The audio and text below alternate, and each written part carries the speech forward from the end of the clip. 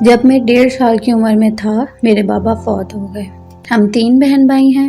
مجھے بچپن سے ہی نہ دوست بنانے کا شوق تھا اور نہ کوئی گیم کھیلنے کا۔ بچپن سے لے کر اب تک میں اکیلا رہنا ہی پسند کرتا ہوں۔ میری دوستی صرف ایک لڑکے سے ہوئی، اس کی وجہ بھی کچھ یہ تھی کہ اس کے والد کا بھی انتقال ہو چکا تھا، تو ہم دونوں کی حالت ایک جیسے ہونے کی وجہ سے ہماری دوستی ہو گئی۔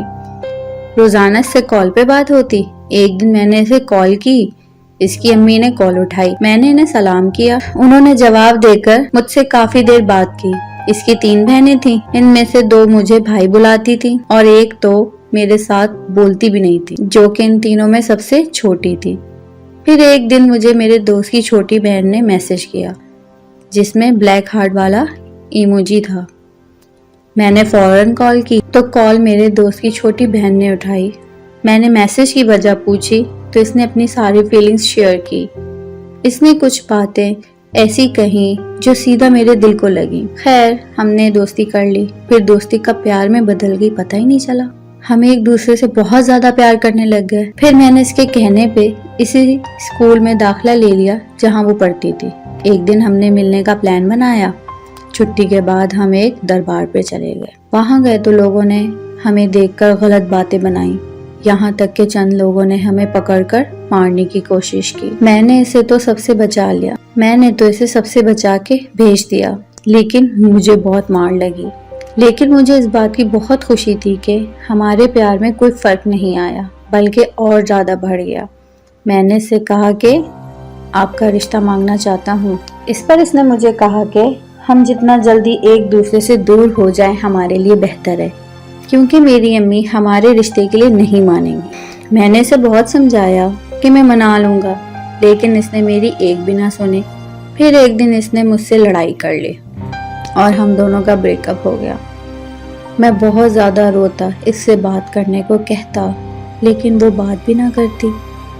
اس کی امی کو ان سب باتوں کا علم نہیں تھا۔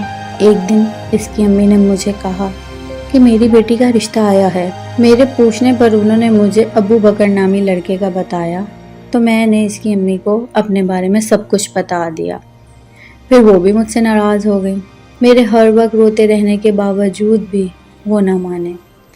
میں نے بہت زیادہ ضد کی، لڑائی جھگڑا کیا، لیکن انہوں نے ایک بات کی کہ میری بیٹی بھی نہیں مانتی تو میں کیا مانوں۔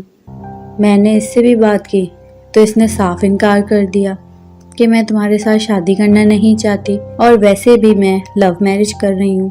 یہ بات سن کر مجھے جھٹکا لگا اور ٹینشن سے میری حالت شدید خراب ہو گئی اور میں اس سے دور ہو گیا۔ پھر میں نے اس لڑکے کا گھر کا پتہ کروایا۔ وہاں جا کر مجھے معلوم ہوا کہ وہ لڑکا تو بہت زیادہ امیر ہے، ان کی بہت زیادہ جائیداد ہے۔ اس کا باپ سعودی عرب میں رہتا ہے اور وہ اپنے والدین کا اکلوتا بیٹا ہے، اور میں رہا بغیر باپ کے ایک غریب سا لڑکا۔ اس لیے اس نے پیسے والے کو مجھ پر ترجیح دینا بہتر سمجھا۔ اس نے بہتر سمجھا کہ امیروں کی زندگی جینا ہی بہترین زندگی ہے، اور اس نے اپنے گھر والوں کو راضی کر کے اس سے نکاح کر لیا۔ لیکن میں آج بھی اتنا ہی پیار کرتا ہوں جتنا پہلے کرتا تھا۔ یہ بات اسے میں نے کئی مرتبہ کہی، لیکن وہ اچھا یہی کہتی ہے کہ یک طرفہ محبت سوائے تکلیف کے کچھ بھی نہیں دیتی۔